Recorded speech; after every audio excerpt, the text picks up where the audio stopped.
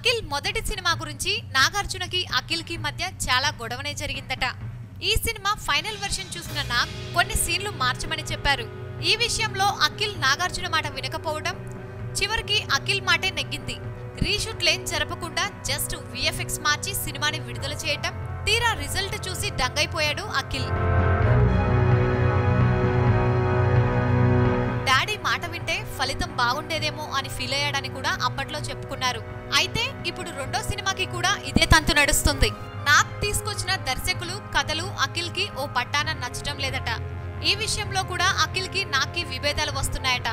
ఎలాగో love matter లో తనకు నచ్చినట్టే చేస్తున్న అఖిల్ కెరీర్ లోనైనా నాగ్ మాట వింటే బాగుంటుంది కదా. సబ్స్క్రైబ్ చేయడం మర్చిపోకండి. వీలైతే లైక్, కుదిరితే కామెంట్ పెట్టండి. ఇలాంటి ఇంట్రెస్టింగ్ బ్రేకింగ్ బిగ్ న్యూస్ మాకు తెలిసిన వెంటనే మీకు తెలియజేస్తాం. మాతో టచ్ లో ఉండండి.